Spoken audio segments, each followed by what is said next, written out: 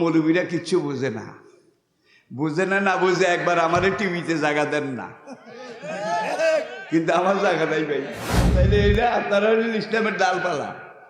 বেঈমানরা কমাবার জন্য আপনাদেরকে মারে, কাটে, গুলি করে, গুম করে, হত্যা করে, যত কিছু করে।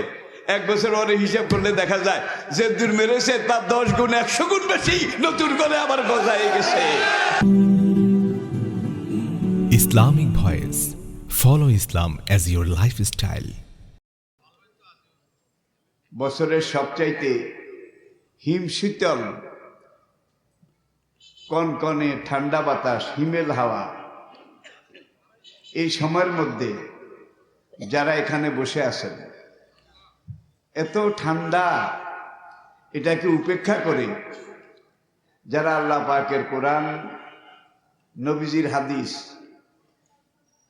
ইসলামের জীবন তরিক, জীবন দর্শন, ইসলামের আনিত, আল্লাহর প্রেরিত, রাসূল প্রদর্শিত যে দিন, যে জীবন আদর্শ, যে কমপ্লিট কোড অফ লাইফ, যে মোকাম্মল নিজামে হায়াত, এটাকে জানার জন্য, বুঝার জন্য এবং মানার জন্য, শিক্ষার জন্য, প্রশিক্ষণ নেয়ার জন্য আমরা যারা হাজির হয়েছি, শুরুতেই ফরিয়াদ করি রব্বুল আলামিন, আমাদের এই উপস্থিতি, এটাকে তুমি মেহেরবানি করে কবুল করে নাও। এর বিনিময়ে কালকে হাসরের কঠিন আদালতে, যেদিন তোমার আরশের ছায়া ছাড়া আর কোনো ছায়া থাকবে না, তোমার রহমত, মেহেরবানি, এটা ছাড়া আর কোনো আশা ভরসাও থাকবে না। হাসরের সেই কঠিন ময়দান বিয়াবান, সেই কঠিনতম পরিস্থিতিতে আমাদের পরকালের প্রত্যেকটা থানা, প্রত্যেকটা ঘাঁটি, প্রত্যেকটা চেকপোস্ট আমাদের জন্য সহজ করে দিও। সর্বোপরি আজকের এই মাহফিলের উসিলা এবং বারাকাতে হাসরের কঠিন আদালতে আমাদের সবাইকে ডান হাতের মালিক বানিয়ে দিও, আসহাবুল ইয়ামিন হিসেবে কবুল করে নিও। পোস্টারে আপনারা লিখেছেন, ঘোষণা করেছেন ডক্টর লুৎফর রহমান। আসলে আমি ডক্টর নই, কিন্তু এই বেদাতটা কোথা থেকে উঠলো, কিভাবে সৃষ্টি হলো, আমি নিজেও জানি না। বাংলাদেশে যেই বহির্বিশ্বে, দুনিয়ার যেই কোনো দেশে যাই, ডক্টর।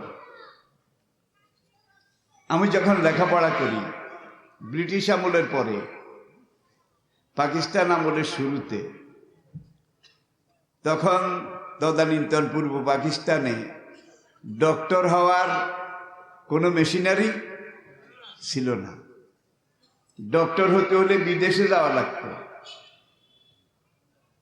আজকের মতো ডক্টরেট, ডক্টর, পিএইচডি ডিগ্রি নেওয়ার মতো এত দোকানপাট কিছুই ছিল না। এই করোনার আগে, এখন তো আর যেতে পারছি না, যাচ্ছি না। তখন আমি সিঙ্গাপুর, সাউথ কোরিয়া এবং জাপানে ছিলাম। সেখানেও তারা ডক্টর লিখেছে। আমি বললাম, কেন লিখলেন? আমি যা নই। তখন একজন জাপানি পণ্ডিত, তিনি জবাব দিলেন, ডক্টর শব্দটার অর্থ বিশেষজ্ঞ। তা আপনাকে আমরা দ্বীনের একজন বিশেষজ্ঞ হিসাবে জানি এবং মানি, এই জন্য ডক্টর লিখেছি। আপনারা জানেন, আপনারা মানেন, ঠিক আছে, কিন্তু আমি যেটা নই সেটা আপনারা লিখলেন কেন? কোনো ব্যাপারেই আমি বিশেষজ্ঞ নই, বরং আমি বিশেষ অজ্ঞ, মানে বিশেষভাবে অজ্ঞ। এটা আমাদের খেয়াল করা দরকার। আজকে আমি লম্বা চৌড়া কোনো কথাবার্তা, বক্তব্য, ভাষণ, ওয়াজ, তাফসির, এসব লাইনে যেতে পারবো না। কারণ কোরআন তাফসির, হুজুরের রিসালত, নবুয়ত, এটার ভূমিকা বলতেই তো কমপক্ষে 1 ঘন্টা সময় দরকার। সেই পরিবেশ পরিস্থিতি পারিপার্শ্বিক অবস্থা এবং অবস্থান কোনোটাই আমাদের সামনে নেই। আমি এখানে বসা, উপরে একটু আসে, তারপর এই দিক থেকে যেটা আসে আমার প্রান্ত ওষ্ঠাগত, আর আপনাদের অবস্থা তো তার চাইতেও আরো সঙ্গীন। আসুন, কোরআন এবং রাসূল এই দুইটার ব্যাপারে অল্প কয়েকটা কথা বলবো। হোয়াট ইজ দ্য কোরআন? পবিত্র কোরআন আসলে কি? আল্লাহ পাক নিজে বলছেন, ইন হুয়া ইল্লা যিকরুল লিল আলামিন। এই কোরআন বিশ্ব মানবের চেতনা বাণী। এই কোরআন কোথা থেকে এসেছে? তানজিল আল আজিজির রাহিম, মহিয়ান গরিয়ান অসীম করুণ দয়াবান রহিম ও রহমান বিচার দিনের প্রধান মহান আল্লাহ রাব্বুল আলামিনের পক্ষ থেকে এই কোরআন এসেছে। এই কোরআনে কি আছে? তিবিয়ান আর লিকুল্লি শাই। কোরআন নাজিলের পর থেকে কিয়ামত পর্যন্ত মানুষের জীবনে যেখানে যেভাবে যত কিছু যত প্রয়োজন, ব্যক্তি, দম্পতি, পরিবার, সমাজ, রাষ্ট্র, ইহলৌকিক পারলৌকিক, জাতীয় আন্তর্জাতিক, জীবনের যেখানে যা প্রয়োজন কোরআনে তার সবকিছু বলা আছে। মানুষের জীবনে প্রয়োজন, কিয়ামত পর্যন্ত দরকারি এমন একটা কথাও কোরআনে বলার বাকি নেই। মা ফাররাতনা ফিল কিতাবি মিন শাই। আরেক আয়াতে আল্লাহ পাক ইরশাদ করছেন, এই কোরআন এমন কোরআন যেই কোরআন কিয়ামত পর্যন্ত মানুষের জীবনে দরকারি প্রয়োজন এমন একটা কথাও বলার বাকি রাখেনি। তাহলে কোরআনে জীবনের সব কথা আছে, এবং কিভাবে আমরা জীবন চালাবো, চলবো, দম্পতি, পরিবার, সমাজ, রাষ্ট্র, দেশ, পরিবেশ, ইহলৌকিক পারলৌকিক, জাতীয় আন্তর্জাতীয়, এই যুগে যদি কোরআন নাজিল হতো এখন, তাহলে কোরআনে সূরা থাকতো আমেরিকা। কারণ বর্তমান দুনিয়াতে সবচেয়ে বড় সুপার পাওয়ার আমেরিকা। কোরআন যে যুগে নাজিল হচ্ছিল সেই সময় বিশ্বের সুপার পাওয়ার ছিল রোম। দেখেন, রোম নামে একটা সূরা আছে না নাই? আছে। আলিফ লাম মিম গুলেবাতির রুম, সুপার পাওয়ার, এটাকেও তো বাদ দেওয়া হয়নি।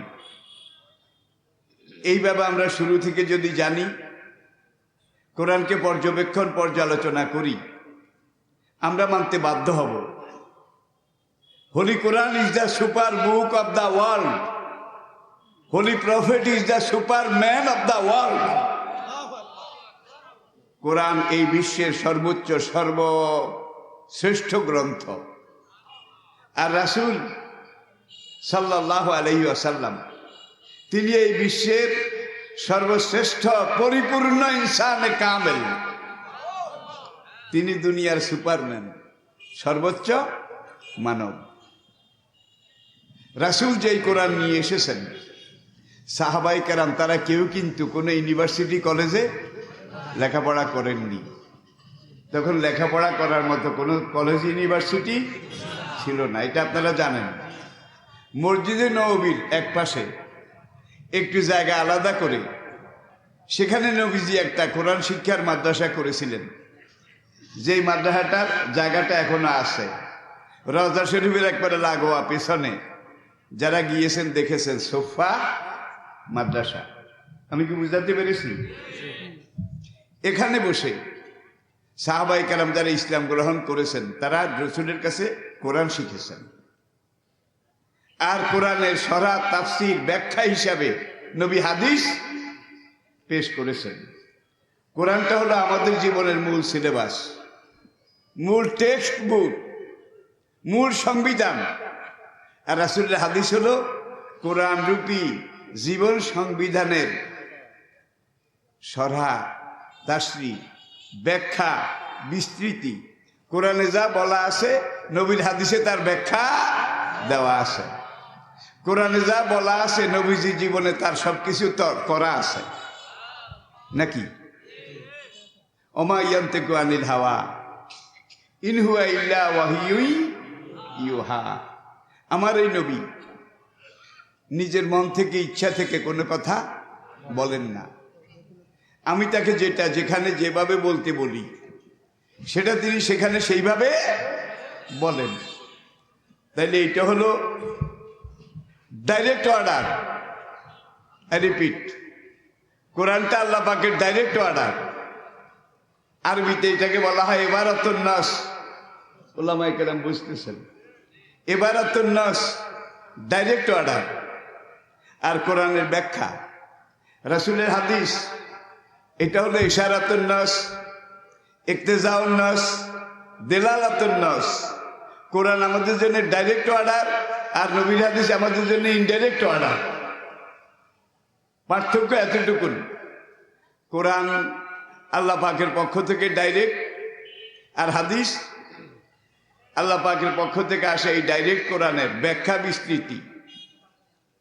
আবার এটাও বলেছি, নবীজি নিজের মন থেকে কোনো কথা, ইন হুয়া ইল্লা ওয়াহিয়ুন ইউহা। আমি আল্লাহ আমার এই নবীকে যেটা যেখানে যেভাবে বলতে বলেছি তিনি ঠিক সেইভাবে বলেছেন। সাহাবায়ে কেরাম কোরআন পড়েছেন, কোরআন শিখেছেন, কোরআন মুখস্থ করেছেন। বিদায় হজের দিন নবীজির জীবনের শেষ হজ, হুজ্জাতুল বেদা, সেখানে সাহাবায়ে কেরামের সংখ্যা, উপস্থিতি, যারা অংশগ্রহণ করেছিলেন তাদের সংখ্যা ছিল 1,24,000। কত? এটা হলো আহমদের বর্ণনা, বালাজুরির বর্ণনা, ইবনে সাদের বর্ণনা, তাবকাতের বর্ণনা। সেদিন সেখানে সাহাবীর সংখ্যা ছিল 1,40,000। নবীজি জীবনে যতগুলো বক্তব্য, বক্তৃতা, বিবৃতি দিয়েছেন, 2 মিনিট, 3 মিনিট, 5 মিনিট, 7 মিনিট, এর বেশি নয়। একমাত্র বিদায় হজের দিনে নবীজি তার জীবনের সবচেয়ে লম্বা ভাষণ দিয়েছেন, 27 মিনিট। কত মিনিট? 27 মিনিট। সেখানে যত সাহাবায়ে কেরাম ছিলেন সবাই হাফেজে কোরআন ছিলেন। ওআইসির হিসাব অনুযায়ী লেটেস্ট 2019 সর্বশেষ যে হিসাব, কোরআন এমন এক মহাগ্রন্থ, বর্তমান বিশ্বে 4,34,00,000 আন্তর্জাতিক মানের হাফেজে কোরআন জীবিত আছে। আবার বলছি, 4,34,00,000। এবার একটু উপমা নেন, উদাহরণ দেন। তারা তো আসমানি কিতাব নাকি? মাসালুহুম ফিত তাওরাতে ওয়া মাসালুহুম ফিল ইনজিল ওয়া আতাইনা দাউদা জাবুরা। কোরআন আল্লাহ পাক বলছেন, ইন্ডিকেট করছেন, তাওরাত, জবুর, ইনজিল কোরআনের আগে সবচেয়ে বড় উল্লেখযোগ্য ধর্মগ্রন্থ। তাওরাতের ভাষা ছিল আর ইব্রানি, হিব্রু। জাবুরের ভাষা ছিল ইউনানি, ইনজিলের ভাষা ছিল সুরিয়ানি। আজকে তাওরাতের হিব্রু ভাষা,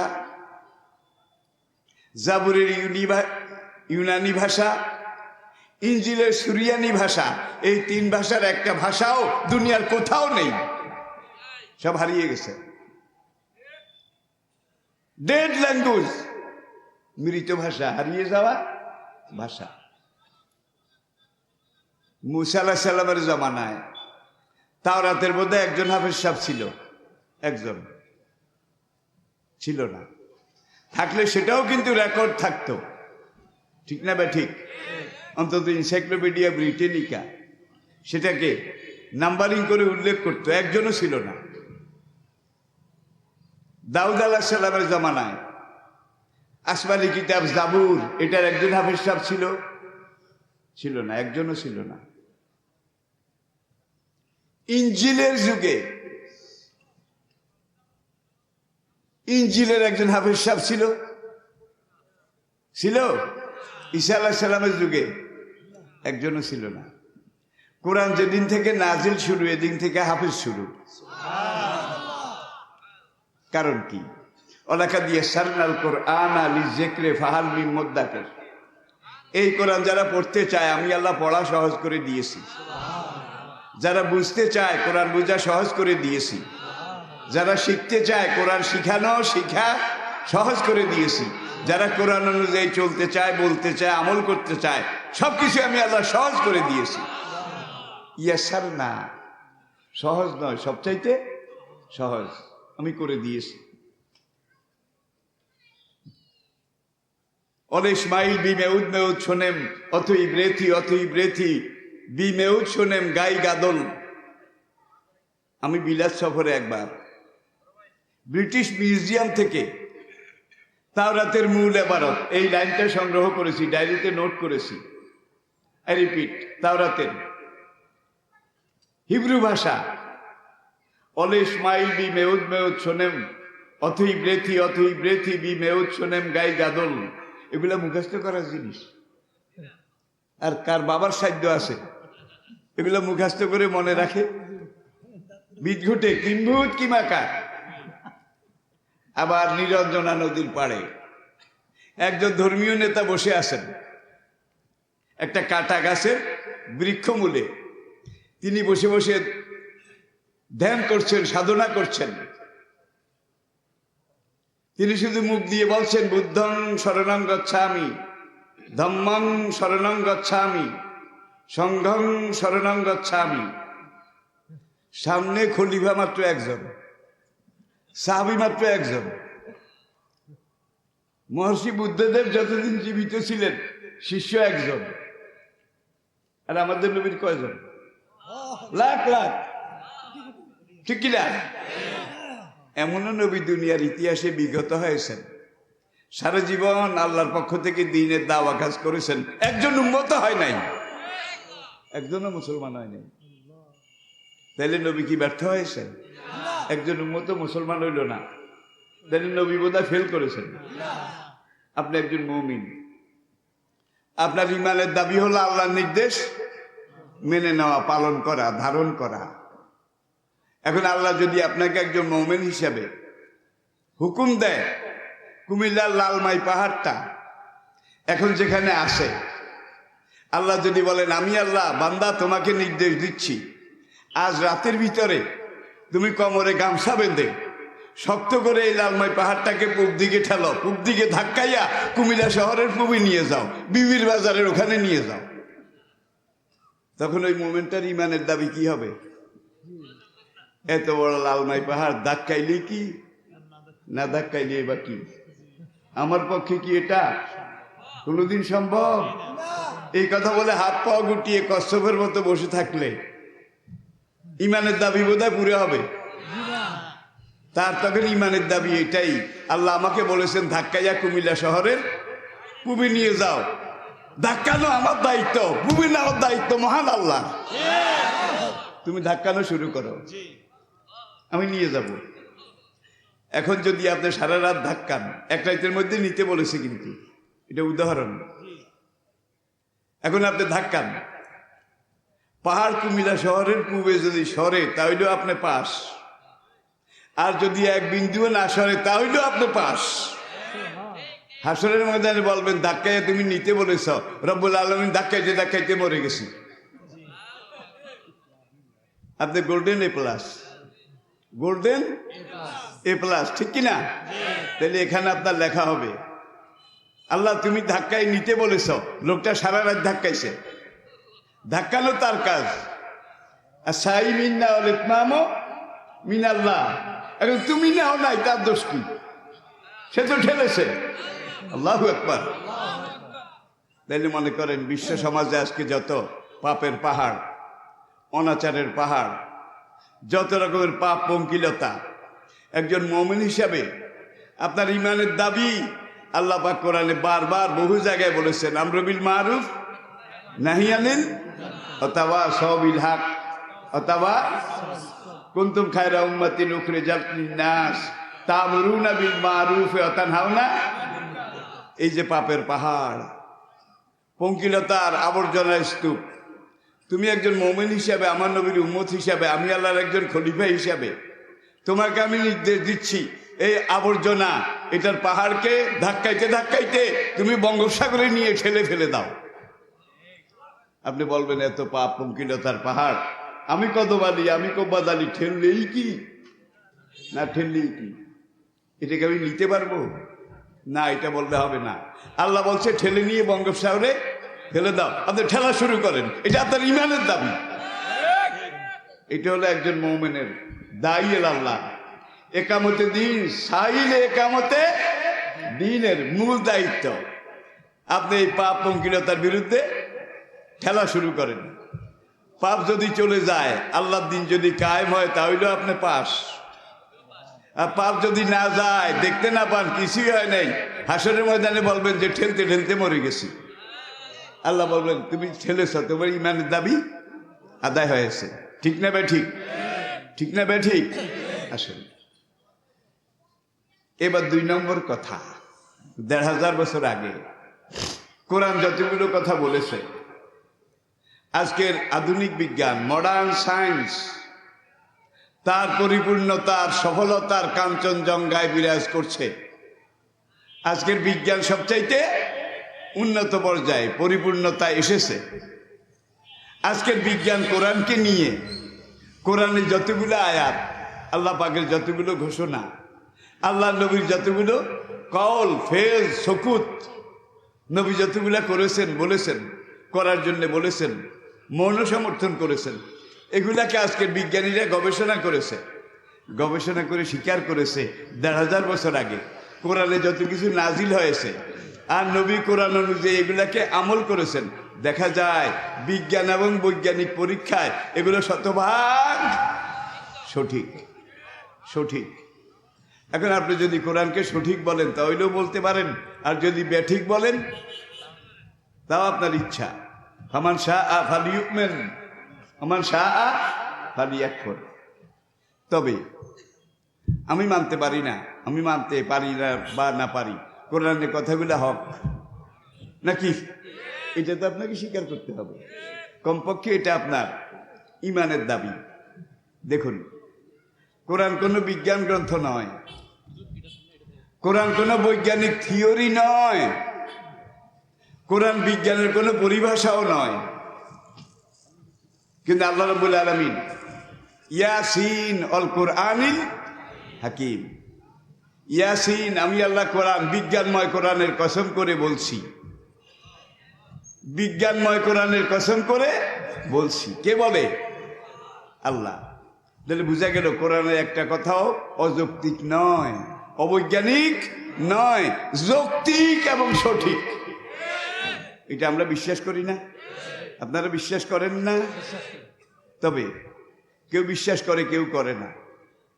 সাচ্চা সত্যিকার মুমিনরা বিশ্বাস করে। আর যাদের ইমানের মধ্যে, কলবের মধ্যে মুনাফিকির বীজ আছে, নাস্তিকতার খুজলি পার্সা আছে, খুজলি পার্সা। হেলবি, আপনি যদি কোরআনের কথা বলেন তাইলে আবু বকরের কাছে ভালো লাগবে, কালামুল মুলুকে মুলুকুল কালাম, কত ভালো, কত যৌক্তিক, কত সুন্দর, কত যুক্তিপূর্ণ, কত সঠিক। আবু বকর, ওমর, বেলাল, তারা বলে হুজুর আরো বলেন, আরো বলেন, আরো বলেন, কলিজাটা ভিজুক, কলিজাটা ভরে যাক। আব্দুল্লাহ ইবনে উবাই এক কিনারে দাঁড়ায় দাঁড়ায় বলে, আবু জাহেল উতবা ওয়ালিদ আরেক কিনারে দাঁড়ায় দাঁড়ায় বলে, বাইরে ভাই কোরআন কালাম কিছু না, আমার ঘরে খাইতে আসে। তাইলে কারো কাছে ভালো লাগলো? আর কোরআন যাদের কাছে ভালো লেগেছে, শোনার জন্য আগ্রহ বেড়ে গেছে, ওয়াইজা তুলিয়াত আলাইহিম আয়াতুহু যাদাতহুম ঈমানা। কোরআন শুনতে যাদের কাছে ভালো লাগে, আল্লাহ পাক বলে যে আমি তাদের ঈমানকে আরো বলিষ্ঠ করে দেই, মজবুত করে দেই। আর যাদের কাছে কোরআন শুনতে ভালো লাগে না, ওয়াকাল আল্লাযীনা কাফারু লা তাসমাউ লিহাযাল কুরআনি ওয়ালগাউ ফীহি লাআল্লাকুম তাকিলুন। দেখেন কোরআন কোন ভাষায়, কোন ভঙ্গিতে কথা বলছে।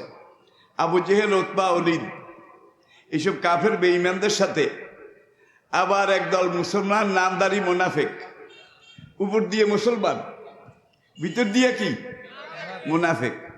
ওয়াইজা লাকুল্লাযীনা আমানু কালু আমান্না।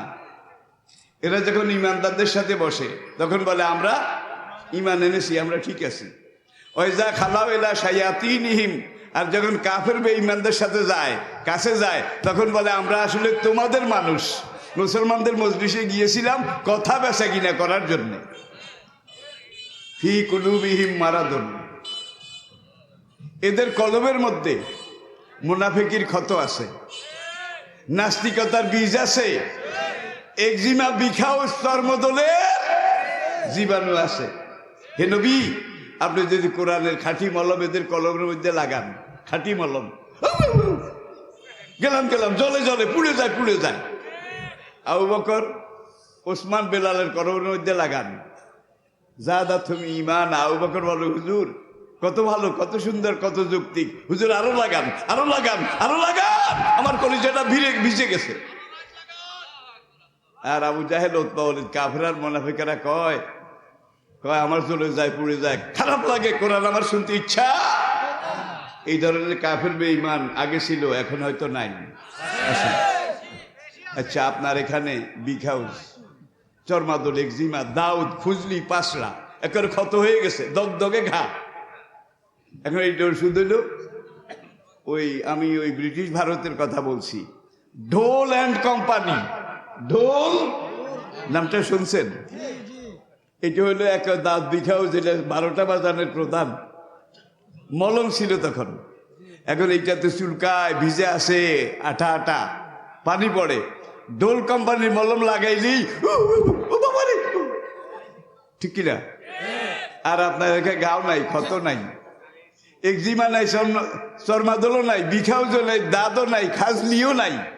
এখন আমাদের ডোল কোম্পানির মলমের পুরা কৌটা এখানে লাগান, জ্বলবে? কামড়াবে? তাহলে আমার এই মলম মদিনার খাঁটি মলম কিনা, মদিনার ট্রেডমার্ক ঠিক আছে কিনা, আর শাহিমে আল্লাহ পাকের সিল এটা ঠিক আছে কিনা? এটা হলো কোরআনে পাকের আরেকটা বৈশিষ্ট্য, ঠিক কিনা বলুন? কোরআনে পাকের আরেকটা বৈশিষ্ট্য 1500 বছর আগে নাজিল হয়েছে। সর্বশেষ পরিসংখ্যানটা আপনাদেরকে বলছি, 2019 31শে ডিসেম্বর, 2019 31শে ডিসেম্বর, মানে গত বছরের শেষ দিন, আমেরিকা যুক্তরাষ্ট্রে একদল পণ্ডিত, তাদের মধ্যে ধর্মীয় নেতা আছে, রাজনৈতিক নেতা আছে, চিকিৎসক আছে, বিজ্ঞানী আছে, গবেষক আছে, তারা সবাই মিলে একটা বোর্ড গঠন করলো। বোর্ড গঠন করে তারা সিদ্ধান্ত নিল যে মুসলমান জাতিটার ব্যাপার স্যাপার কিছু বুঝি না, মুসলমানকে খতম করার জন্যে, নির্মূল করার জন্যে, নিশ্চিহ্ন করার জন্যে সারা দুনিয়ার কাফের বেঈমান মুনাফিক তারা একদল হয়েছে, একদল একমত হয়েছে। সারা দুনিয়াতে যত মারে সব মুসলমান, যত মার খায় সব মুসলমান, খতম করো, নির্মূল করো, সব মুসলমান, ঠিক না বে ঠিক? কাউকে বলে এটা, কাউকে বলে সেটা, কাউকে বলে এই দোষ, কাউকে বলে এই দোষ, এইভাবে শুধু মারে মারে মারে। 1 বছর পরে যখন এটার হিসাব নেওয়া হয়, পরিসংখ্যান নেওয়া হয়, তখন প্রমাণিত হয় গত 1500 বছর পর্যন্ত হয়েছে, 2019 সালের 31শে ডিসেম্বর পর্যন্ত হয়েছে, যেই দিনটাকে, মুসলমানের যেই সংখ্যাটাকে কমাবার জন্যে, নির্মূল করার জন্যে আমরা এত মারি, এত গুলি করি, এত ব্রাশ ফায়ার করি, এত রকম জেলে নেই, কত কিছু করি, এত নির্যাতনের পরেও গত 1 বছরে যেই ধর্মটা দুনিয়ার মানুষ সবচেয়ে বেশি গ্রহণ করেছে, সেই ধর্মটার নাম ইসলাম। ভাইয়েরা, আমার বলার মধ্যে কোনো পক্ষপাতিত্ব নাই, আমি নিরপেক্ষভাবে কথা বলছি। আপনারা জানেন যে এই গাছটা জীবিত, আর জমিনের সলিল সুধা উর্বরতা যেই গাছের খাদ্য যোগায়, সেই গাছের ডালা যত কাটবেন তত ডালা কমে যাবে না কি? একজন নিষ্ঠুর মালিক সে গাছে উঠে মোটা মোটা ডালা কাটে, কাটার পরে ঝুপ করে সেটা পড়ে, সে হাততালি দেয়, একটা কমাইছি, একটা পড়েছে। গাছের মালিক বলে এটা এমন এক গাছ, এটা এমন জীবন সুধায় ভরপুর, যার উপরের মাথা 7 তাবক আসমানের উপরে, আল্লাহ পাক আরো সুই সুই করে, আর যে গাছের তলা 7 তাবক জমিনের নিচে ইল্লিনের থেকে উপরে সিজিন থেকে নিচে বিস্তারিত, এই গাছের ডালা যত কাটবে ডাল কমবে না, বরং আরো জীবিত গাছের ডালা, জীবিত গাছের ডালা একটা যদি কাটেন 3 মাস 6 মাস পরে সে একটার গোড়া দিয়ে কয়টা বাইরে বলা লাগবে, একটার গোড়া দিয়ে আরেকটা বাইরে 10টা কমপক্ষে, ঠিক কিনা বলেন? তাইলে এইটা আপনারা ইসলামের ডালপালা। বেঈমানরা কমাবার জন্য আপনাদেরকে মারে, কাটে, গুলি করে, গুম করে, হত্যা করে, যত কিছু করে। 1 বছর পরে হিসাব করলে দেখা যায় যে দূর মেরেছে তার 10 গুণ 100 গুণ বেশি নতুন করে আবার গজায় গেছে। এটা ইসলাম। Don't slogan please. আগে টাঙ্কি ঘুরান, টাঙ্কি। এখন যদি স্লোগান দেন তাহলে ওভারলোডিং হয়ে যাবে। আবার পরিবেশ পরিস্থিতিও আপনাদের স্লোগান পছন্দ করে না, ঠিক কিনা বলে? ঠিক কিনা বলে? আমি কোনোটাও মান্য করছি না প্রিয় ভাইয়েরা। তাহলে মুসলমান কমাবার চেষ্টা যত করা হবে মুসলমান তত বাড়বে। 2 নম্বর আসুন, কোরআন যে যুক্তিপূর্ণ, যৌক্তিক। কোরআন যে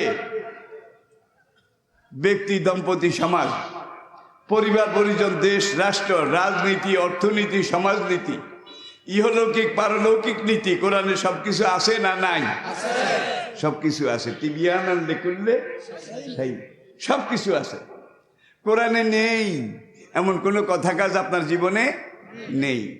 আপনি যদি পারেন আপনার ঘরের পিছে বড় বড় কচুরি পানার নিচে 6 হাত কাদা মাটির তলে সেখান থেকে একটা প্রশ্ন বের করেন, বের করে আমাকে জিজ্ঞাসা করেন যে অনারেবল মাওলানা, আমার ঘরের পিছে কচুরি পানার নিচে 7 হাত কাদা মাটির নিচে, সেখানে আমার এই জিজ্ঞাসা আপনার কাছে, আপনি জিজ্ঞেস করতে পারবেন কিন্তু আটকাতে পারবেন না, ঠেকাতেও পারবেন না ইনশাআল্লাহ।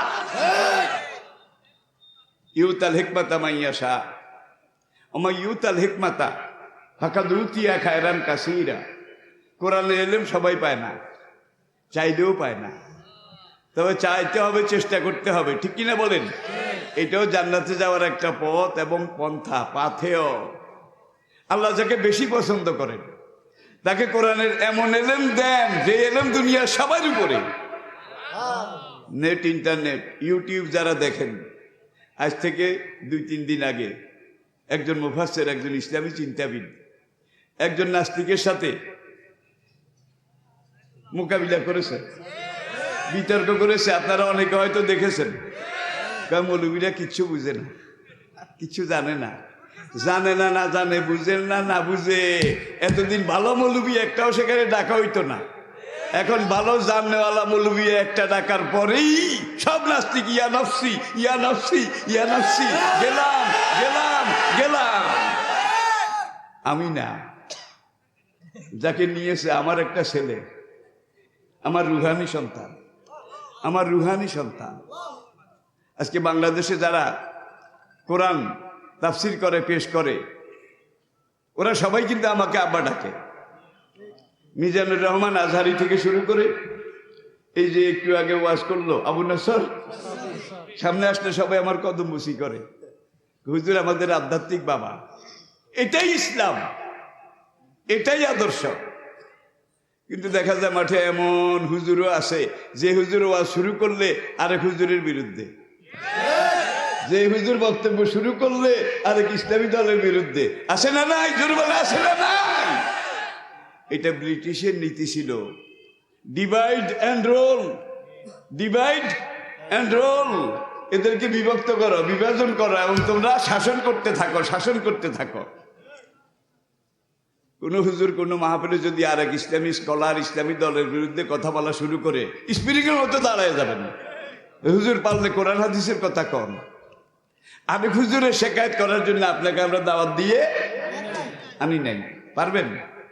পারবেন? সাহস আছে? আছে আছে আলহামদুলিল্লাহ। তো যেই কথাটা আমি আপনাদের সামনে বলছিলাম, মৌলবীরা কিচ্ছু বোঝে না, বুঝে না, না বুঝে একবার আমারে টিভিতে জায়গা দেন না।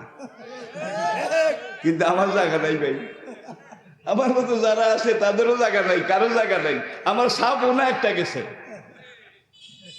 এতদিন এমন এমন হুজুরদের এখানে জায়গা হইতো যে হুজুররা বোয়ালি কলমদার মার্কা, ইসলামের কোনো কিছু এটাকে কেটে সামনে আগাইতে পারে না। আলহামদুলিল্লাহ আজকে এই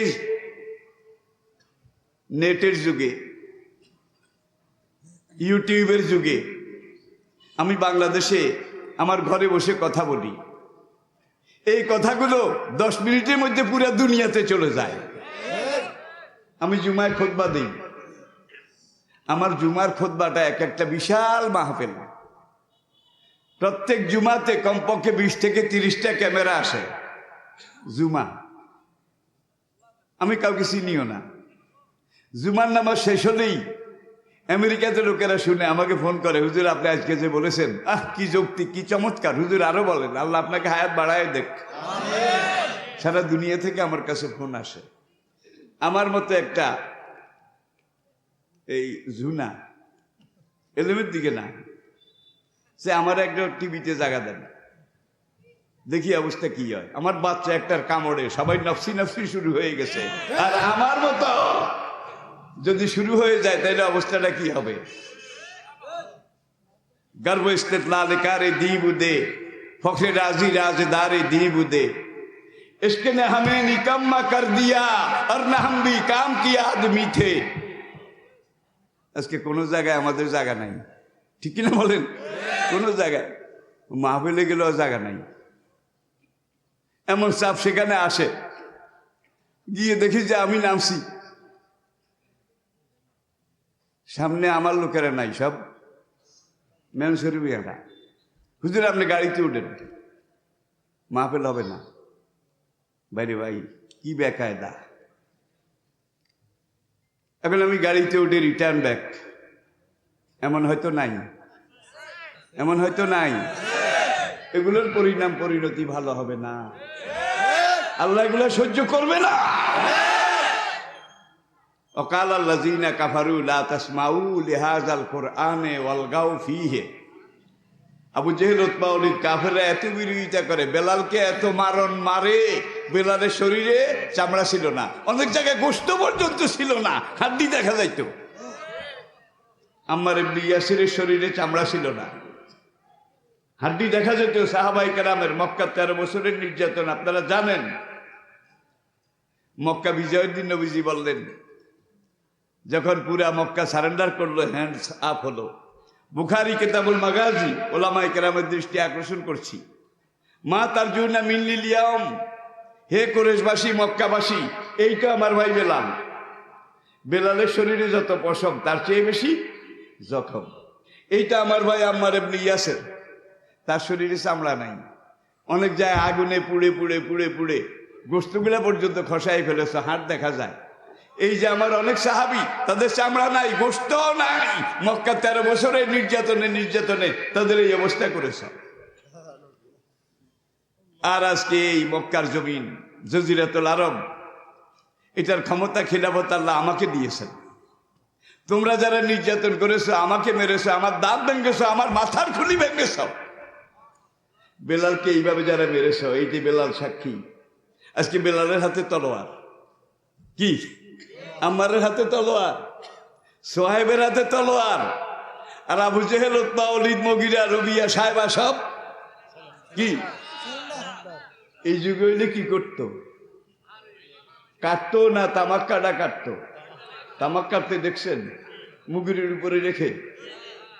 আমরা নেপোলিয়ন বোনাপার্টিকে দেখেছি, আলেকজান্ডার দি গ্রেটকে দেখেছি, মুসলিনীকে দেখেছি, হিটলার দি গ্রেটকে দেখেছি।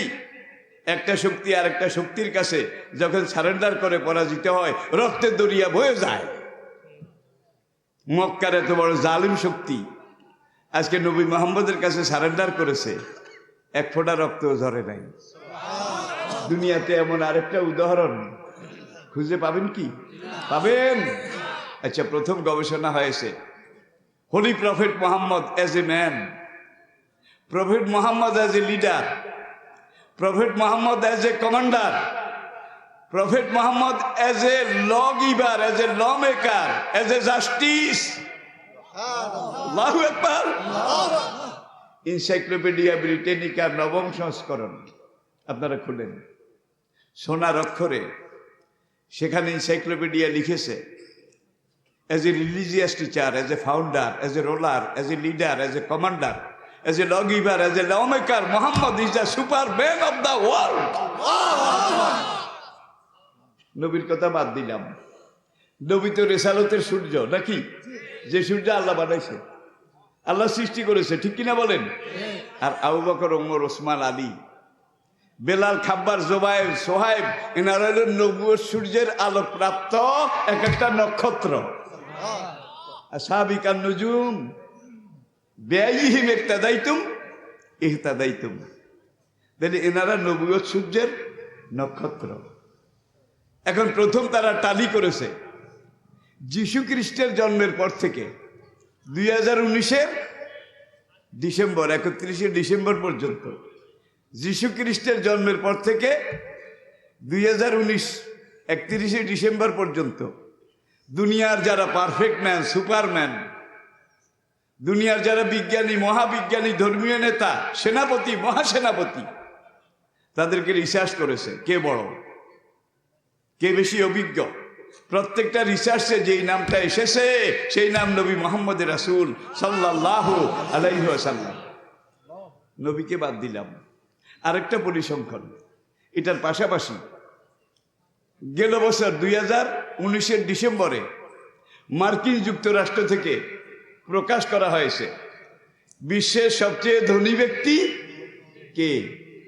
আমরা তো জানি বিল গেটস, বিল নামটা তো আপনারাও জানেন। বিল গেটস বর্তমানে richest man of the world.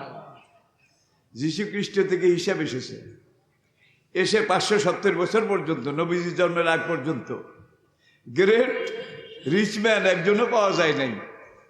নবীর পর থেকে, নবী নিজেও ব্যবসায়ী ছিলেন নাকি, নবীর সাহাবায়ে কেরাম অধিকাংশ ব্যবসায়ী ছিলেন, ঠিক কিনা বলেন? ব্যবসার ফজিলত, নির্দেশ, এগুলো এখন বলতে গেলে আবার আলাদা 2 ঘন্টা সময়ের দরকার। ইসলাম সাগর নয় মহাসাগর, সমুদ্র নয় মহাসমুদ্র, দেশ নয় মহাদেশ। 1000 বছর পর্যন্ত ইসলামকে নিয়ে কত উদাহরণ, কত রিসার্চ, কত গবেষণা, কত কিছু হয়েছে। সোভিয়েত ইউনিয়ন 72 বছর পর্যন্ত কোরআনকে বেআইনি করেছিল, জানেন তো আপনারা? 72 বছর কোরআন পড়া মানা, শিখা মানা, শিখানো মানা। বিদেশ থেকে কোনো যাত্রী তার ব্যাগেজে করে কোরআন শরীফ আনা, এটাও মানা, এইটাও নিষেধ। 72 বছর, 72 বছর পরে দেখা গেল যে 1991 আল্লাহর কুদরত, আল্লাহর মায়ের যেটারে কয়, সেই দ্বিতীয় সুপার পাওয়ার তখনকার সোভিয়েত এবং আমেরিকা সমান সমান ছিল। আমেরিকা আল্লাহর কুদরতে খণ্ড খণ্ড ছিন্ন বিচ্ছিন্ন হয়ে গেল। এই রাশিয়া ছিন্ন বিচ্ছিন্ন হয়ে সোভিয়েত ইউনিয়ন ভেঙে গেল এবং সেখানে 13টা মুসলমানদের স্বাধীন হয়ে গেল। আমার কথা না, এগুলো ইতিহাস, এগুলো ইতিহাসের বাস্তবতা, ঠিক কিনা বলেন? তাহলে বোঝা গেল ইসলাম ঠেকানোর জিনিস নয়, ইসলাম বাধা দিয়ে আটকানোর জিনিস নয়। যুগে যুগে যারা ইসলামকে, কোরআনকে আটকাবার চেষ্টা করেছে তারা নিজেরা আটকে গেছে, কিন্তু ইসলাম আটকে নাই। ইসলাম আল্লাহর বলে বলিয়ান, আল্লাহর শক্তিতে শক্তিমান, ঠিক না বে ঠিক? আর আল্লাহর বলে বলিয়ান যে মতাদর্শ, জীবন আদর্শ, কোড অফ লাইফ, নিজামে হায়াত, এটার মোকাবিলা করার ক্ষমতা দুনিয়ার কারো নেই। এখন যীশু খ্রিস্ট থেকে 570 বছর পর্যন্ত বড় ধনী একজনও পাওয়া যায় না। তখনকার দিনে মানুষের কাজ ছিল হয় বকরি চড়ানো, নয় ওই বিনিময় বাজার, এক্সচেঞ্জ মার্কেট, এক পণ্য দিয়ে আরেক পণ্য। ভাই পিঁপড়াও কিন্তু এখন এটা করে, মাটির নিচে পিঁপড়ার বাসা যেখানে, সেটাতে খোঁজ নিয়ে দেখবেন ওদের টাকাও নাই, পয়সাও নাই, দিনারও নাই, দেড়হামও নাই, পাউন্ডও নাই, ডলারও নাই, তারা ওখানে হাট বাজার বিলায়। কিভাবে চালায়? এক পিঁপড়ার গর্তের মধ্যে চাউল কিছু বেশি আছে, গম কম, সেখানে বাজার মিলে। পিপলার নেতারা বলে যে আমি তোমাকে এতগুলা চাল দেব, তুমি আমাকে এতগুলা গম দিবা। তাবদিলুল মাল বিল মাল বিতারাদি। আল্লাহু আকবার। Exchange business. আরেক পিপলার গর্তের মধ্যে কয়েকটা ডালের দানা আছে, আরেক পিঁপড়ার ইয়ের মধ্যে অনেকগুলা পোকা মাকড় আছে, নিয়ে জমা করে না? এখন পোকা মাকড় যাদের বেশি আছে, ডাইল কম আছে, তারা বলে যে আমাদেরকে এতগুলা ডাইল দিবা, তোমাদেরকে এতগুলা পোকা মাকড়। এক্সচেঞ্জ। তাবদিলুল মাল বিল মাল বিতারাদি। এরপরে হুজুরের একজন সাহাবা, যিনি আশারায়ে মুবাশশারার একজন, আল্লাহু আকবার, আল্লাহু আকবার, হযরত আব্দুর রহমান ইবনে আওফ রাদিয়াল্লাহু তাআলা আনহু, তিনিও একজন ব্যবসায়ী ছিলেন। আর আল্লাহ কোরআনে বলেছে ব্যবসা করো, হালাল উপায়ে আয় করো, যত আয় করো তোমার খেটে যা থাকে তার বাকিটা সব আল্লাহর রাস্তায় দান করে দাও, বিলায় দাও। সাহাবা ইকরাম বলে এটা করেন নাই? সব সাহাবা এটাই। হযরত আব্দুর রহমান ইবনে আওফ রাদিয়াল্লাহু তাআলা আনহু, তার ব্যবসা আল্লাহ পাক এত প্রসারিত করেছিলেন, এত বরকত দিয়েছিলেন।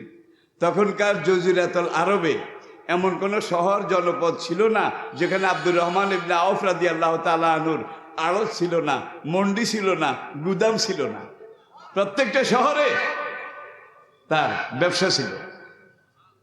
একদিকে সম্পদ আসতো, আর তিনি নিয়ত করতেন আজকে আমার ব্যবসার প্রত্যেকটা মন্ডি, প্রত্যেকটা আড়ত, প্রত্যেকটা গুদাম থেকে যত সম্পদ আসবে সব সম্পদ আল্লাহর রাস্তায় দান করে দেব। সব সব। মদিনা একবার হইসে পড়ে গেল, কি আসলো কি আসলো, এত বড় উটের লাইন, এত বড় উটের লাইন, প্রত্যেকটা উট কিন্তু একেবারে বোঝাই, একবার পুরোপুরি লোড পজিশনে। মদিনার লোকেরা ছুটাছুটি করতেছে। আব্দুর রহমান ইবনে আওফ রাদিয়াল্লাহু তাআলা আনহুর একটা ব্যবসায়ী কাফেলা সিরিয়া এবং মিশর থেকে একত্র হয়ে মদিনায় ঢুকতেছে। সেই পালে 750 উট ছিল, 750 উট। প্রত্যেকটা উটের পিঠে সোনা দানা, দিনার, এইটা থেকে শুরু করে দিনার, দিরহাম, মূল্যবান, মহামূল্যবান জিনিস। এখন মদিনার লোকেরা বলে এত বড় ব্যবসার কাফেলা জীবনে দেখি নাই। আর 750 উট যদি একটা পিছে একটা, মিলিটারির মতো, আর্মির মতো, ওরা কিন্তু ডিসিপ্লিন ব্রেক করতে জানে না, ট্রেনের বগির মতো। এখন 750 উট যদি এক লাইনে এইভাবে হাঁটে, কয় মাইল হবে? আব্দুর রহমান ইবনে আওফ কয় তোমরা এটা নিয়ে এত দৌড়াদৌড়ি, এত হইচই করো কেন?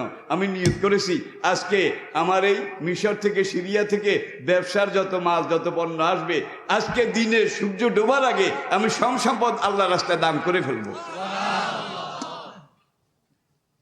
আরেকটা বলবো, হযরত সোহাইব রুমি রাদিয়াল্লাহু তাআলা আনহু একজন মুহাজির, তিনিও মক্কা থেকে নির্যাতিত হয়ে হিজরত করে মদিনায় আসলেন। তিনি ব্যবসা শুরু করলেন। সোহাইবের ব্যবসার মধ্যে আল্লাহ এত বরকত দিল। কেন আল্লাহ দিলেন? কালা রাসূলুল্লাহ সাল্লাল্লাহু আলাইহি ওয়াসাল্লাম তেসাত আশারুর রিজকে ফি তিজারাতে, বান্দার রিজকে আল্লাহ 10 ভাগে ভাগ করে 10 ভাগের 9 ভাগ ব্যবসার মধ্যে রেখে দিয়েছেন। আই রিপিট, বান্দার রিজকে, রিজকের খাতকে আল্লাহ পাক 10 ভাগে ভাগ করে 10 ভাগের 9 ভাগ ব্যবসার মধ্যে রেখে দিয়েছেন। তাহলে ব্যবসা হলো জীবন জীবিকার সবচেয়ে বড় খাত। কৃষি, আদম একজন কৃষক ছিলেন, বিশ্বাস করেন? অধিকাংশ নবী কেউ কৃষক ছিলেন, কেউ চাষি ছিলেন, কেউ ব্যবসায়ী ছিলেন, কেউ বেকার ছিলেন না। আজকে মানুষ বেকার, আড্ডা দেয়। এই আড্ডা দেয় বলেই তারা মস্তানি করে, তারা নেশা খায়, তাদের কোনো কাজ নাই। আজকে বেকার যুবক যারা আমাদের সন্তান, আগামী দিনের আমাদের আশা ভরসা, তারা যদি এইভাবে বেপথে যায় তাহলে আগামী দিনের রাষ্ট্র ব্যবস্থা, সমাজ ব্যবস্থাটা কেমন হবে? কি কেমন খারাপ হবে এটা আমি আপনাদেরকে বুঝাইতে পারি না। আমি জাপানে দেখেছি, সাউথ কোরিয়ায় দেখেছি, সিঙ্গাপুরে দেখেছি, আমি সাউথ আফ্রিকায় দেখেছি, আমেরিকায় দেখেছি, ব্রিটেনে দেখেছি, আমি জার্মানিতে, ফ্রান্সে দেখেছি। দুনিয়া অনেক দেশে আল্লাহ আমাকে এই কোরআন নিয়ে যাওয়ার সুযোগ দিয়েছেন। সেখানে শহরের একটা এলাকায় 3 জন মুসলমান আছে, একটা কমিউনিটি বলে ওরা, কমিউনিটি। আমাদের এখানে বলে মহল্লা, ওরা বলে কি কমিউনিটি। সেখানে 3 জন মুসলমান আছে, কেউ ব্যবসা করে, কেউ চাকরি করে। এই ধরনের একজনের বাড়ি বাংলাদেশে, আরেকজনের বাড়ি দক্ষিণ ভারতের কেরালা, আরেকজনের বাড়ি শ্রীলঙ্কা। এদের ভাষার মিল আছে বোধ হয়, ভাষার মিল নেই, রঙের মিল আছে বোধ হয়, পোশাকের মিল আছে বোধ হয়, কিন্তু এক জায়গায় মিল আছে, লা ইলাহা আল্লাহু আকবার। তারা মুসলমান, 3 জন মাত্র একটা শহরে। তারা ছোট্ট হইলেও একটা মাদ্রাসা করেছে। সকালে বাচ্চারা এখানে আসে টুপি মাথায়, পাঞ্জাবি গায়ে, তারা এখানে কোরআন পড়ে। একজন হুজুর রাখছে, কেউ নিজেরা ঘর করেছে, কেউ একটা ঘর ভাড়া নিয়েছে, 3 জনে। তো আমি একবার জিজ্ঞেস করলাম যে ব্রিটেনে একটা ইসলামিক সেন্টারে আপনারা 3 জনে মিলে এত পরিশ্রম, আর ব্রিটেনের মতো জায়গায়, আমেরিকার মতো জায়গায় এই ধরনের একটা প্রতিষ্ঠান চালাইতে কত টাকা যে লাগে, এটা হিসাব আমি দিতে পারবো না। আমরা যদি এগুলা না চালাই, আমরা যাই করি, অল্প কিছু খাই, আর সব কিছু বেশি কিছু আল্লাহর রাস্তায় বাচ্চাদের শিক্ষা দেওয়ার জন্য আমরা বিলিয়ে দিই। কারণ তারা আমাদের নেক্সট জেনারেশন, আগামী প্রজন্ম, আমাদের ভবিষ্যৎ। তারা যদি সৎ মানুষ হয়, ভালো মানুষ হয়, তারা যদি সোনার মানুষ হয়, সোনার বাংলা গড়তে হলে সোনার মানুষ লাগবে। মরহুম শেখ মুজিবুর রহমান সাহেব এই কথাটা বলেছিলেন, সোনার দেশ গড়তে হলে সোনার মানুষ আকাশ থেকে পড়বে, ঠিক না? পাশের দেশ থেকে আমদানি করবেন, ঠিক না? সোনার মানুষ, ইসলাম সে তো পরশ মানিক, তাকে কে পেয়েছে খুঁজি, পরশে তাহার সোনা হলো যারা, তাদেরই আমরা বুঝি। এটা হলো ইসলাম। রণদুর্মদ আরব জাতি, বেদুইন জাতি, তারা মদ খেত, জুয়া খেলতো, হত্যা করতো, লুণ্ঠন করতো, চুরি ডাকাতি করতো, ব্যভিচার করতো। তারা ইসলাম গ্রহণ করলো, কোরআন শিখলো, কোরআন পড়লো, নবীর কাছে হাদিস শিখলো। দেখা গেল এই খারাপ মানুষগুলোই সেই যুগের শ্রেষ্ঠ মানুষ হয়ে গিয়েছিল, একমাত্র কোরআনের পরশে এবং নবীজির হাদিসের পরশে, ঠিক না? ঠিক। মাত্র কয়েক বছর যাওয়ার পরে এরা নিজেরা পারফেক্ট হয়ে, তখনকার super power Rome, second super power পারস্য, কায়সার এবং কেসরা, এই 2টা মহাশক্তি তাদের পায়ের নিচে এসেছিল নাকি আসে নাই? এসেছিল নাকি আসে নাই? কথায় কথা আনে ভাই, আমি শেষ করে দিচ্ছি। দেখুন, নবী হিজরত করে পালিয়ে যাচ্ছেন, মক্কায় আর থাকা যায় না, বাঁচতে দেয় না। রাতের অন্ধকারে আবু বকর সঙ্গী, আরেকজন মুশরিক, তাকে ভাড়া করা হয়েছে, আব্দুল্লাহ বিন আর আকিক, 500 দেরহাম তাকে দেওয়া হবে। এখন আবু বকরকে নিয়ে নবী কুরাইশদের যেই চলাচলের পথ, এই পথ দিয়ে উত্তর দিকে যেতে পারবেন না, কারণ কুরাইশদের কাফেলা এখান দিয়ে আসা যাওয়া করে। তারা নবীকে দেখলে মেরে ফেলবে, ধরে ফেলবে, আটকিয়ে ফেলবে, যার জন্য পথ রেখে বেপথে যাওয়া দরকার, ঠিক কিনা বলেন? এখন নবীও বেপথ চিনেন না, আবু বকরও চিনেন না। হ্যাঁ, এখন ওই আব্দুল্লাহ ইবনে আরাকি, সে মুশরিক, তাকে আবু বকর কন্ট্যাক্ট করে গোপনে গোপনে ভাড়া করলেন, তোমাকে 500 দিরহাম দেব। আমাদের যেটা সিল্ক রোড, যে রোডে আমরা মক্কা থেকে ব্যবসা শুরু করি, আমরা সিরিয়া যাই, আরেক রোডে আমরা ইয়ামান যাই, আমরা মিশর যাই, এই রোড দিয়ে নবী মদিনা যেতে পারবে না, কারণ এখান দিয়ে কুরাইশরা চলাচল করে, আমাদেরকে ধরে ফেলবে। আমাদেরকে বেপথে নিতে হবে। বেপথ বুঝেন? যেখান দিয়ে কোনো মানুষ। আব্দুল্লাহ ইবনে আরাকি রাজি হলো, 500 দিরহাম। সে নবীকে মদিনার দিকে নিয়ে যাচ্ছে। কাফেররা এখানে পরামর্শ করে বলল, মুহাম্মদের কল্লা যে এনে দিতে পারবে তাকে 100 উট পুরস্কার দেওয়া হবে। জানেন না? এখন বড় বড় বীর যারা, তারা তলোয়ার, তীর, বল্লভ নিয়ে বাইরেছে। একজনের নাম বুরায়দা, সে তলোয়ার ঘুরে আর উত্তর দিকে যায়। আবার হিজরতের শুরু কিভাবে দেখেন, মক্কা থেকে মদিনা কিন্তু উত্তর দিকে 450 কিলোমিটার। কদ্দূর? সোজা উত্তর দিকে, স্ট্রেট ফরওয়ার্ড। আর মদিনা থেকে গত 3-4 বছর পর্যন্ত হজের সময় লোকেরা আসে, আসার পরে নবীর সাথে গোপনে দেখা করে।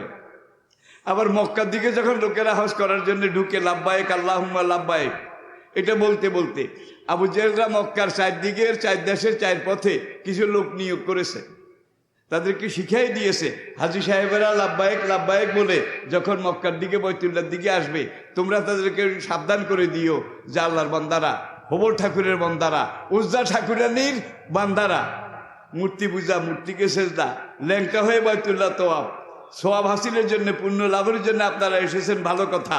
আপনারা এই ল্যাংটা বাইতুল্লাহ তওয়াব করে দেবদেবীকে পূজা করে অসংখ্য নেকি নিয়ে দেশে ফিরে যান। খবরদার পাগলের পাল্লায় পড়িয়েন না। এখন এক হাজি আর এক হাজিকে জিজ্ঞাসা করে, এরে ভাই পাগল কি, এটা কি কইলো পাগলের পাল্লায় পড়িয়েন না? তখন একজন আরেকজনকে কয়, জানো না মক্কাতে একজন লোক নতুন ধর্ম প্রচার করে, তার নাম মোহাম্মদ। মক্কার লোকেরা তাকে বলেছে রাজুলুম বিহি জুন্নাতুন রাজুলুম বিহি বায়তা দিয়া। ওলামায়ে কেরাম তারকিব দিয়ে লক্ষ্য করুন, একটা হলো ডাইরেক্ট পাগল বলা, আর একটা হলো তার ছিঁড়ে গেছে, হেড অফিস খারাপ হয়ে গেছে। একটা হলো পাগল ডাইরেক্ট, আর তার ছিঁড়ে গেছে আপার চেম্বার খারাপ হয়ে গেছে। এগুলো পাগল, কিন্তু একটু টিটকারি করে বলা, ঠিক কিনা বলেন? কেউ বলে মোহাম্মদের তার ছিঁড়ে গেছে, কেউ বলে মোহাম্মদ মিথ্যুক, মিথ্যাবাদী। ওই ইউকাযিবুকা ফাকাদ কুযিবাত রাসূলুম মিন কাবলিক। আল্লাহ নবীকে প্রবোধ দিচ্ছেন, আপনাকে পাগল বলেছে, আমি আল্লাহ সার্টিফাই করলাম, মা আনতা বিনিমাতি রাব্বিকা বিমাজনুন। আমি আল্লাহ সার্টিফাই করলাম আপনি অ্যাবনর্মাল নন, আপনি স্বাভাবিক আছেন। আল্লাহু আকবার। আপনাকে মিথ্যুক বলেছে, বন্ধু মন খারাপ করিয়েন না। ফাকাদ কুযিবাত রাসূলুম মিন কাবলিক, আপনার আগে যত নবী দুনিয়াতে এসেছিলেন সব নবীকে এই বিরোধীরা মিথ্যাবাদী বলেছে, পাগল বলেছে, বলে নাই? এই যুগে নবীরা অনেক ওয়ারিসকেও বলে পাগল, মাথা খারাপ, বলে না বোধ হয়? তাহলে এগুলো নবীর একটা মিরাস, উত্তরাধিকার। আরেক রাস্তায় হাজিরা আসে, সেখানে আবার বলে যে হবল ঠাকুরের বান্দারা কাবাঘরের দিকে যান, মূর্তি পূজা করেন, ল্যাংটা হয়ে কাবা জিয়ারত করেন, অসংখ্য নেকি নিয়ে দেশে ফিরে যান, খবরদার জাদুকরের পাল্লায় পড়িয়েন না। এখন একাজ হিসাবে আর একাজ হিসাবে জিজ্ঞাসা, কিরে ভাই জাদুকর কি? শোনস নাই মক্কাতে নতুন মানুষ একটা নতুন ধর্ম প্রচার করে, হ্যাঁ, তাকে মক্কার লোকেরা জাদুকর বলে। সাহেরুন কাযযাব, জাদুকর মিথ্যাবাদী বলেছে নাকি বলে নাই? এখন একাজ হিসাবে আর একাজ হিসাবে জিজ্ঞাসা করে, ভাইরে ভাই আমি গুলে টুলে যাই নাকি? তোরা একটা দায়িত্ব দিলাম, কাবাঘর জিয়ারত হজ টজ এগুলা সেরে টেরে কেমন পাগল না দেখে যাব না।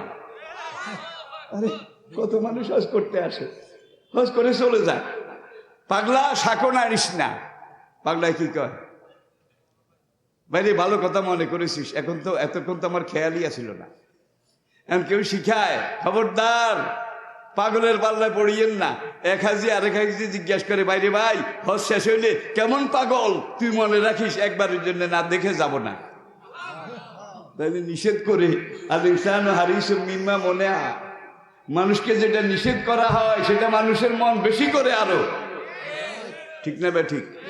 থাক, এটা ছেড়ে দিলাম, সময় আমাকে পারমিট করে না।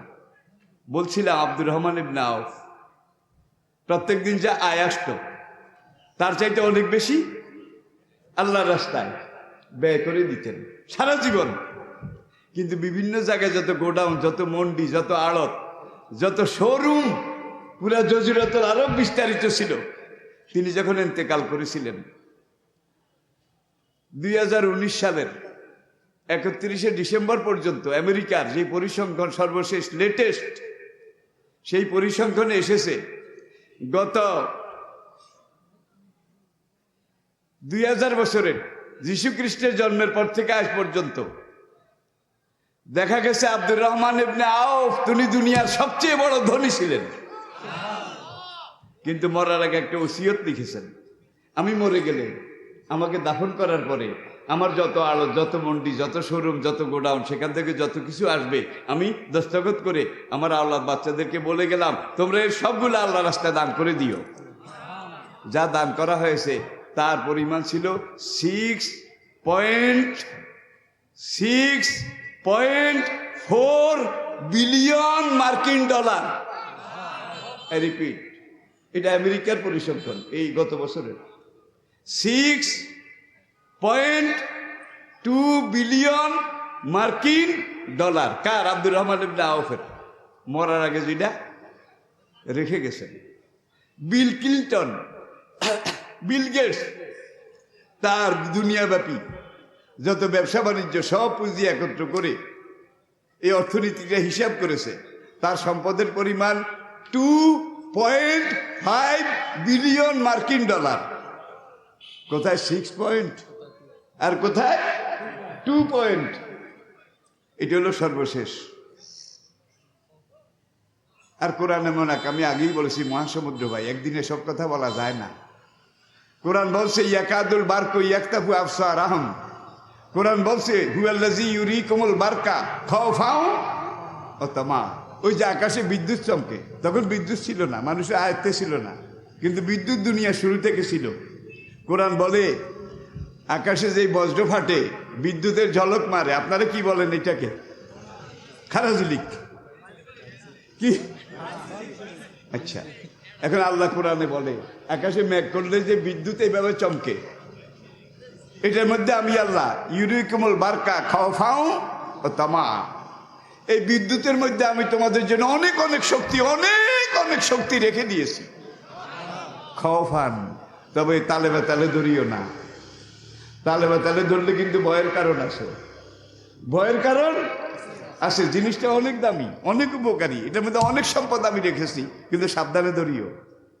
আপনারা বৈজ্ঞানিক বিদ্যুতের ধর্ম যিনি আবিষ্কার করেছেন, বেঞ্জামিন ফ্রাঙ্কলিন, বেঞ্জামিন ফ্রাঙ্কলিন, তার জীবনীটা আপনারা পড়ুন। বেঞ্জামিন ফ্রাঙ্কলিন লিখেছে ইউরিকুমুল বারকা খাওফাও ওয়া তামা। কোরআনে এই আয়াতটাকে আমি একাধারে 14 বছর গবেষণা করেছি। একজন খ্রিস্টান 14 বছর গবেষণা করেছি। করার পর আমি যখন পারফেক্ট হয়ে বুঝলাম বিদ্যুৎ হলো সবচেয়ে বড় শক্তি। কোরআন বলছে, আল্লাহ বলেছেন। এখন বিদ্যুৎটারে কিভাবে কাজে লাগানো যায় চিন্তা ভাবনা করে উঠে বৈশাখ মাস ছিল। একদিন আকাশে মেঘ ধরেছে, গড় গড় করে বিদ্যুৎ ফাটতেছে, এইভাবে বিদ্যুৎ ঝলক মারতেছে। বেঞ্জামিন ফ্রাঙ্কলিন তার 2 বন্ধুকে নিয়ে মাঠে গিয়ে একটা ঘুড়ি উড়াইয়া দিলেন। ঘুড়ির যে সুতাটা ছিল চিকন তামার তৈরি ছিল, আর কিছু সুতা লোহার তৈরি ছিল। জোড়া দিয়ে অনেক দূর ঘুড়ি উঠছে, বাতাসে উঠছে। যেতে যেতে দূর, বহুদূর যাওয়ার পরে যখন একটা বাস পড়েছে, খাড়াঝিলিক মেরেছে, তার ঘুড়ির সুতার মধ্যে এসে বিদ্যুৎ শর্ট করেছে। শর্ট করার সঙ্গে সঙ্গে পুরো সুতাটা কি হয়েছে? ইলেকট্রিফাইড, বিদ্যুতায়িত হয়ে গেছে। হওয়ার সঙ্গে সঙ্গে তাকে যখন হিট শুরু করেছে, নাটাই ফেলে দিছে দৌড়। পিছু 2 বন্ধু কয়, কি হয়েছে কি হয়েছে? কয়, ভাই রে ভাই, মোস্ট পাওয়ারফুল। এত হ্যান্ডম, হ্যান্ডম চিনেন? হ্যান্ডম, এত শক্তি, যদি আমি ছেড়ে দিয়ে দৌড় না দিতাম তাহলে আমাকেও শেষ করে দিত। 3 বন্ধু মিলে আবার বসলো, আবার 6 বছর গবেষণা করলো। আরেকটা আয়াত নিল, খালাকনাকুম আজওয়াজা। আর সূরা ইয়াসিনের সুবহানাল্লাযী খালাকাল আজওয়াজা কুল্লাহা মিম্মা তুনবিতুল আরদ মিন আনফুসিহিম ওয়া মিম্মা লা ইয়ালামুন, এই আয়াতটাকে মিলাইয়া আবার 6 বছর গবেষণা করলো যে দুনিয়ার সব কিছুর মধ্যে নেগেটিভ পজিটিভ আছে, মুজাক্কার মুআন্নাস আছে নাকি নাই? ইলেকট্রন, প্রোটন, পুলিঙ্গ, স্ত্রীলিঙ্গ। আমি এটা দিয়েই দুনিয়াকে আগাই নিচ্ছি। বিদ্যুতের মধ্যে বোধহয় এটা নাই, নেগেটিভ পজিটিভ, মুজাক্কার মুআন্নাস। এরপরে আল্লাহ আবার বলছে যারা মুআন্নাস তাদেরকে বলছে ঘরের ভিতরে থাকো, হেজাব পড়ো, পুরা শরীর ঢাকো, যাতে মুজাক্কাররা তোমাকে দেখতে না পায়। দেখলেই কিন্তু টিজিং ইফটিজিং শুরু করে দেবে। আজকে কি হচ্ছে? কি বোরকা পড়ে, হেজাব পড়ে ঢাকা বিশ্ববিদ্যালয়ের গত কয়েক বছরের ইতিহাস, 2টা হিন্দু মেয়ে তাদের সাক্ষাৎকার নিয়েছে সাংবাদিকেরা, এটা পত্রপত্রিকা জাতীয় পত্রিকা এসেছে, আপনারা অনেকে পড়েছেন। তারা হেজাব পুরা বোরকা পরে ক্লাসে আসে। সাংবাদিকরা জিজ্ঞেস করলো, মুসলমান মেয়েরা হেজাব পড়ে, বোরকা পড়ে, তোমরা তো হিন্দু, তোমরা বোরকা পরে আসলা কেন? ভাই কইেন না, এর আগে হিন্দুয়ানা পোশাক পরে এখানে টিপ দিয়ে, এখানে তিলক ফোঁটা লাগিয়ে, এখানে লাল লিপস্টিক লাগিয়ে এইভাবে যখন আসতাম, কোনো যুবক আমাদেরকে দেখলে শীষ দিত, কোনো যুবক আমাকে দেখলে নাচতো, কোনো যুবক আমাকে দেখলে গান গাইতো, কত রকম টিজিং করতো। এই টিজিং জ্বালা যন্ত্রণা দেখে কইলাম যে ইসলামের কোরআনে শরীর ঢাকার কথা আছে, মুসলমান অনেক মেয়ে বোরকা হেজাব পরে, আমি একটু পড়ি। কাজকে 2 মাস চলে গেল, ঈশ্বরের দোহাই, সে বলছে ঈশ্বরের দোহাই। আসা যাওয়ার পথে একটা ছেলেও আমাকে টিজিং করে নাই, শীষ মারে নাই, আমাকে কোনো রকম ইশারা ইঙ্গিত করে নাই। এটা হলো ইসলামের পর্দা, সায়েন্টিফিক, বিজ্ঞান ভিত্তিক। এখন বেঞ্জামিন ফ্রাঙ্কলিন আর তার 2 বন্ধু সিদ্ধান্ত নিল, তাইলে ধাতুর ভিতর দিয়ে বিদ্যুৎটা আনা নেওয়া করা যায়। এটা আমরা পেলাম, নাম্বার 1।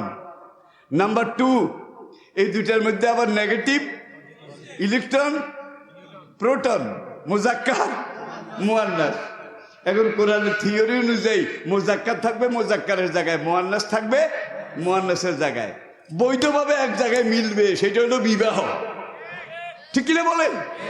এই বিবাহ ছাড়া একজন আরেকজনের সাথে দেখা সাক্ষাৎ চাওয়াচাই করার পারমিশন আছে? আছে আছে, জোরে বলেন। তাইলে এইবার বেঞ্জামিন ফ্রাঙ্কলিন এবার 2টা তার সংগ্রহ করলো, বিদ্যুতের 2 ভাগ, ওখালাক না কম আজওয়াজা, ইলেকট্রন এটাকে একটা কভারের ভিতরে ঢুকাইলো, প্রোটন এটাকে আরেকটা কভারের ভিতরে ঢুকাইলো, নেগেটিভ এক লাইন, পজিটিভ একটা নর আর একটা কয় না নারী, একটা পুরুষ আর একটা নেগেটিভ আর একটা, এই লাইনের ভিতর দিয়ে আসছে। আপনাদের মাথার উপরে যে তারগুলা, এখানে কিন্তু 2টা তার, 2 রং, একটা পুরুষ আর একটা নারী, সমাজে পাশাপাশি আছে, কাছাকাছি আছে, কিন্তু একজন আরেকজনকে দেখতে পাচ্ছে না। যদি দেখতে পায়, আদমের বেহেশতে এত নেয়ামত, এত কিছু অকুলা মিনা রাগাদান হাইছে সে তোমা। আদম বেহেশতের ঝর্ণার পাড়ে বসে গাছে হেলান দিয়েছি, মায় মুখও মলিন, মনও খারাপ, কিছু ভাল লাগে না। ওখালাক না কম মহান রব্বুল আলামিন, আদমের স্রষ্টা, তিনি আবার দ্রষ্টা। লোকটাকে এত নেয়ামত দিলাম, এত জান্নাত টইটুম্বুর ভরপুর, কিন্তু লোকটা জিমায় কেন? মুখটা মলিন কেন? আল্লাহ আদমের কলবের দিকে একবার নজর করলেন, কুদরতের নজরে নজর করে আল্লাহ দেখলেন যে আদমের পাশে যদি তার নেগেটিভ স্ত্রী যদি দেওয়া না হয়, তাহলে আদমের জিমানি থামবে না, মুখ মলিনতা এটাও যাবে না। আল্লাহু আকবার, আল্লাহু আকবার। ওখালাকা মিনহা যাওজাহা ওয়াবাসসা মিনহুমা রিজালান, কি কন্নাকা। আর কেউ মনে করতে পারে মালনা বোধে কিন্তু বানাই কয়। আমি প্রত্যেকটা কথার সাথে কিন্তু কোরআনের আয়াত আনতেছি, তর্জমা করতে পারি না, কারণ এত সময়। বুঝবেন যে তর্জমা না করলেও এই কথার সাথে এই আয়াতটা রিলেটেড, সম্পৃক্ত। এখন আল্লাহ যখন হাওয়ারে সৃষ্টি করলেন, সে আরেক ইতিহাস, সেদিকে যাই না। এখন এখানে আছে আদম, এটার ভিতরে তার একটা না 2টা? রিপ্লাই প্লিজ, একটা না 2টা? একটা আদম আর একটা হাওয়া, একটা নেগেটিভ আর একটা পজিটিভ। 2 জন কভারের ভিতরে আছে, কেউ কাউকে দেখার সুযোগ আছে? সুযোগ আছে, হ্যাঁ, দেখতে পারবে। বিবাহের আগদ, বিবাহ পড়ানো শেষ হইলে নিসাউকুম হারসুল্লাকুম ফাতু হারসাকুম আন্না, এইবার গলাগড়ি করো, জড়াজড়ি করো, যেমনি ইচ্ছা এমনি হাইছো, সে তুমি ফ্রি, ওপেন। এখন এইভাবে নর নারী নেগেটিভ পজিটিভ মিলতে দেন নাই।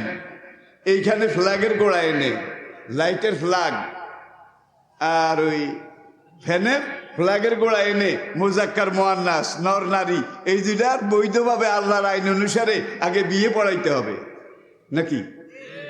যদি নর নারী 2টারে না মিলে বিবাহ না পড়ান, ফ্যান ঘুরবে না, মাইক বাজবে না, জেনারেটর চলবে না, মেশিন ঘুরবে না, যেই পর্যন্ত মোজাক্কার মুয়ান্নাস, এই দুইটা একত্র হয়ে এটাকে সহযোগিতা। এইবার এখানে এনে পথে কিন্তু দেখার সুযোগ দেন নাই, এটা ইসলামের পর্দা, কত সায়েন্টিফিক বিজ্ঞান ভিত্তিক। এখানে এনে এখন বিয়ে পড়াইব, ইলেকট্রিশিয়ান বিদ্যুৎ মিস্ত্রি তাকে মনে করেন মোল্লা হুজুর, বিয়ে পড়ানোর মৌলভী সাহেব। এখন মৌলভী সাহেব কয় বিয়ার আগে এজেন্টের দরকার, এটা আল্লাহর নির্দেশ, রাসূলের নির্দেশ। এজেন্টের আগে একজন আরেকজনকে দেখে নেওয়া সুন্নত। সারা জীবন 16 বছর 24 বছর পর্যন্ত কাছাকাছি আসিল, কিন্তু দেখার সুযোগ হয় না, আল্লাহ নিষেধ করেছিলেন। এইবার বিয়ার আগ পড়াবার আগে এজেন্টের দরকার আছে। কয় বরের ঘুমটাও খোলো, কয় খোলা লাগবে না, বরেরটাতে এমনি খোলা। কয় মেয়েরটা খোলো, খুলছে। খোলার পরে সে এইবার তার সাঁড়াশি দিয়ে রাজি রাজি ছাট রাজি ছাট, কেজন পাওয়া গেছে। এবার মেয়েটাকে জিজ্ঞেস করে রাজি ছাট রাজি ছাট, কেজন পাওয়া গেছে। এবার বিয়ে পড়া। এইবার স্বামী স্ত্রী দুইজনের উপর দিয়ে যা পর্দা একটা, স্বামী স্ত্রীর মাঝে আলাদা কোনো পর্দা নাই। নেশাউকুম হারসুল্লাকুম হুন্না লেবাসুল্লাকুম ওয়া আনতুম, কত সাইন্টিফিক। মাইক বাজে, পাখা ঘুরে, কলকবজা চলে, উড়ে জাহাজ আকাশে উড়ে, ঠিক না ঠিক? আবার একদল পাগলা ইলেকট্রিশিয়ান বাইরে হয়েছে মধ্যযুগে, তারা কেউ মনের পর্দা আসল পর্দা, মন ঠিক থাকলে সব ঠিক, নো গন্ডগোল, নো অসুবিধা। এক কাম কর, প্রাইমারি সেকেন্ডারি এখানে নেগেটিভ আর পজিটিভ, যুবক আর যুবতী, তরুণ আর তরুণী, দুজনের এক আঙ্গুল কভার খুলে দে, দুজনের, একজন আরেকজনের দেখার সুযোগ। খুলেও দিয়েছেন, টিচিংও শুরু হয়েছে, ইফটিজিংও শুরু হয়েছে, ঠিক না বে ঠিক? ঠিক না বে ঠিক? এটা হলো কোরআন, কত সাইন্টিফিক। এরপরে হাটে বাজারে ঘাটে টার্মিনালে দোকানে পাটে নেগেটিভ পজিটিভ দেখা করাইতে করাইতে নিছেন সব জায়গায়। আরে এমন কোন সৎ আল্লাহর ওলিও নাই, সুন্দরী একটা মেয়ে এইভাবে তার মুখ সাজগোজ নিয়ে সামনে আসবে, আল্লাহর ওলি হইলেও তার জিভ্বে পানি আসবে। এটা হলো আল্লাহর দেওয়া সাইকোলজি। এটা যদি আল্লাহ না দিত, বিয়া করেও কোনো লাভ হইতো না। একজন খাটের এই মাথায়, আরেকজন ওই মাথায়, কেউ কারো খবর নিত না। আল্লাহর বিজ্ঞান। এইবার এই তার দ্বারা আবার মিলাইতে মিলাইতে এনেছেন হাটে বাজারে ঘাটে দোকানে শোরুমে, এখানে ওখানে ডিপার্টমেন্টাল স্টারে একজন আরেকজনের দেখছে, টিজিং ইফটিজিং, দেখা দেখি ঠাড়াঠাড়ি, চোখ মারামারি, এগুলো হইছে। এবার এখানে এনে দুইজনে বিয়া পড়াইবেন। বিয়ার আগে তো এজেন্ট লাগে, এখন দুজনের গুমটা খোল, ডিসকভার কর, কভার খুলে ফেল। খুলছে, খোলার পরে এবার সে তার এটাকে কি বলে, টেস্টার, এটা লাগাইছে। রাজি রাজি রাজি, নো রিপ্লাই। নেগেটিভ জিজ্ঞাসা করে রাজি রাজি, নো রিপ্লাই। একজনের সিফিলিস, আরেকজনের গনোরিয়া। দেখাই আর মাল পানি যা আসিল আগের আলারাই খাইয়া গেছে গা। এইবার আপনি বিয়ে পড়াইছেন, বিয়ে পড়ানোর কয়েক মাস পরেই দেখবেন যে সেপারেশন, তালাক। আমাদের নাচ গান থিয়েটার, নায়ক নায়িকা, গায়ক গায়িকা, তারা এক একজনে কয় বিয়ে করছে। খবর লন খবর লন খবর লন। পশ্চিমী দুনিয়া তারা বয়সের হিসাব করে বিবাহের সংখ্যা দিয়া। বুড়ো বুড়া, বুড়িও বুড়ি। এখন হুমে আসে দুজন, স্বামী স্ত্রী হইলে আবার এক জায়গায় দেয়, তাদের জন্য ভিন্ন ওই হোটেলের মতো কামরা আসে, স্বামী স্ত্রী এক রুমে থাকুক। এখন সাংবাদিকেরা এসে বুড়িয়ারে জিজ্ঞেস করে, বুড়া তোমার বয়স কত? বয়স কত এটার তো হিসাব নাই, তবে এই বুড়ি আমার 57 নম্বরের স্ত্রী, 57তম স্ত্রী। আর যখন আমার বিয়া হয় তখন আমার বয়স 29 বছর, প্রথম বিয়া হয়। তাইলে এইবার 57 যোগ এইটা হইল আমার বয়স।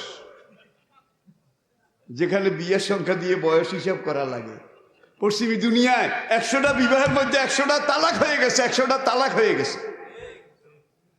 আর এটার একমাত্র কারণ বিবাহ পূর্ব নর নারী তাদের পারস্পরিক মেলামেশা এই বৈদ্যুতিক তারের মতো।